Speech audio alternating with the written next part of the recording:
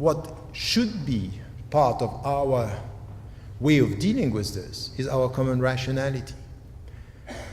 It takes effort and rationality to be able to say, okay, look, whatever is happening in my society, whatever is done to human beings, in my society and beyond my society, at the international level, there is something that I'm not going to compromise on, which is our equal dignity as human beings. No compromise, no way just to accept that there are different treatment and this could happen.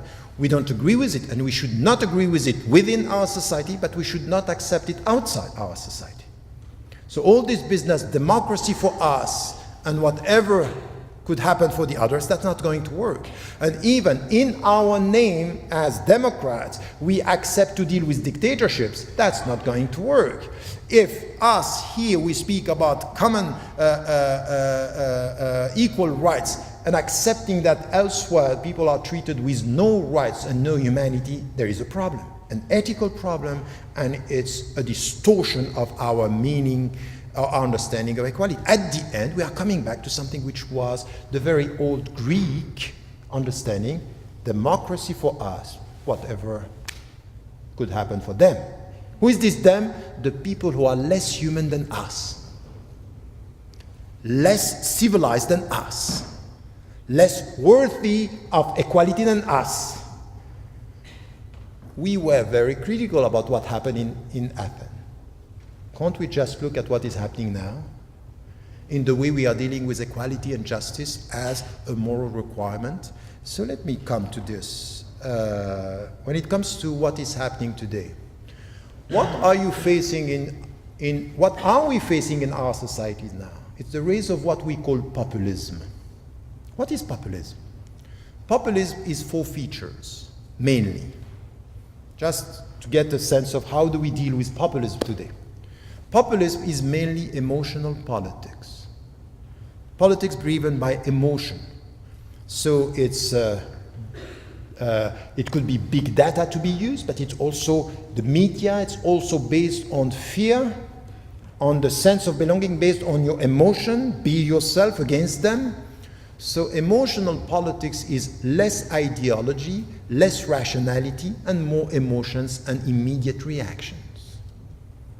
Which, by the way, it's what happened in this country with your last elections and over a very long period of time here and elsewhere, but that's the reality, populism. This is the first feature, emotional politics, driven by emotion. And what I said about equality is that it has to be rational. Wisdom is based on this wise approach towards equality is it has to be rational. We have to think about it because it takes effort. It's not easy. You have to decenter yourself from where you are to understand the rights of the others, where they are. Proportional equality and justice has to do with you putting things into context. It couldn't be emotional politics. It couldn't be like this. The second feature that you have is this binary understanding, polarized perception of the world, us versus them. Us versus them. I told you, if you want to speak seriously about equality, you have to define who is this we. Emotional politics is us versus them. So we are going to be better ourselves if we know who we are not. So it could be we are not the black, we are not the poor, we are not the Muslims. It's all about this. It's to create this sense of fear, emotional politics based on a binary vision of the world. The third feature is simplistic answers to complex questions. So we have unemployment, it's you, foreigners.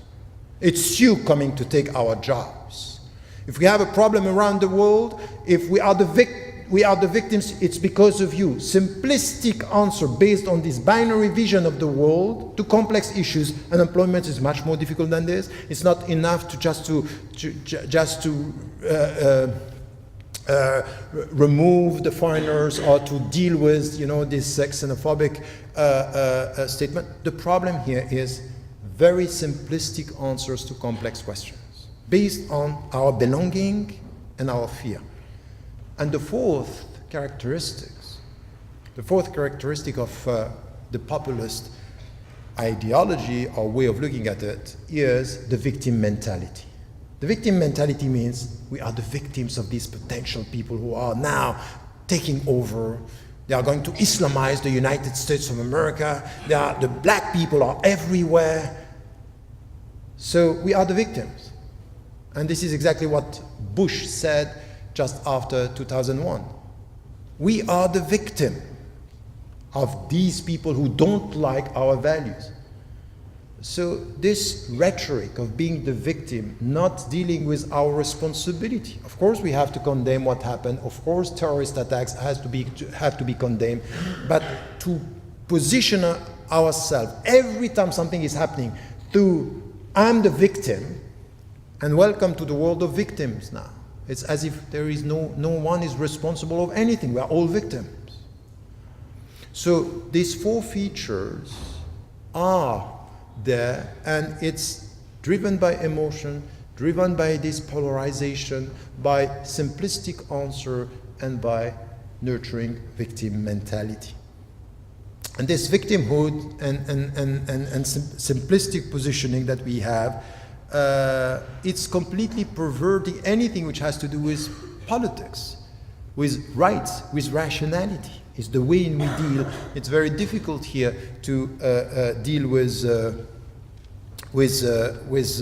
reality of social justice in this society when it comes to this. So there is no space for rationality the way we have to deal with equality, and we are defining ourselves against the other. So in this emotional politics, it's the rights and equality for us versus them, because they are the threat, they are threatening our societies, and we end up acknowledging and accepting even different treatments towards them because they are potential threats and potential people who are not part of us. So we are reducing this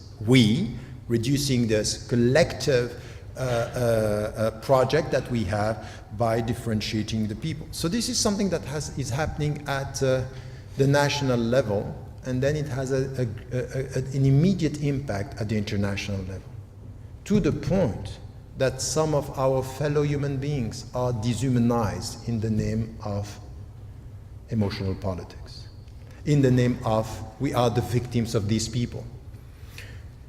And how does it work here when it comes to this is to look at what is happening in around the world, and at the end, emotional politics is ending up saying, you know what? America first, France first, Germany first, us. Why? Because we are in danger. It's us versus these people who are coming.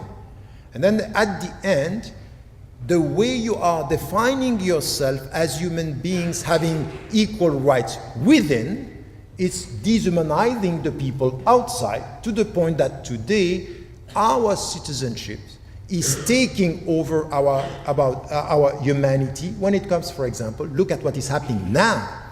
What is happening now, you are watching TV, when new people are killed, it's unacceptable. When their people are killed, we have to deal with it, and they have to deal with it. There is something which is selective reaction to the people who are dying, which is something which is international and structured racism through the media coverage. That when today the refugees or the migrants are dying in the Mediterranean Sea, and we look at this and we don't get that their humanity is as important than ours. Then, for example, I was, for example, dealing with what happened in France about the terrorist attack. And I was asked, you have to say, I am Charlie, I'm Paris. I said, sorry. I don't have a problem being Paris. I have a problem being Charlie. Because I don't like their sense of humor. I don't have a problem being Paris. But please, when you say I'm Paris, add I am Damascus. I'm Baghdad, I'm Beirut, I'm New York, And all these countries, all these cities, not to differentiate between our people, it's just outrageous when they are killing us, and it's normal when they are killing there. This is something which is essential because our reaction to terrorist attacks and violence is just showing how unequal we are in the way we are treating human beings and life. So our emotional reactions are revealing the fact that we don't value life the same way. Their life is less valuable than others and ours. And it's exactly the same when it comes to refugees, when it comes to people who are leaving their country. They are trying to survive and we are criminalizing them. They are criminalized and they are less, and once again, oppression is all about dehumanization of the other. I have been supporting and struggling for, against apartheid in South Africa. And it's the same in Myanmar, supporting Aung San Suu Kyi. Just to get her now saying that these people are all terrorists and they are threatening the peace in the say, what's that?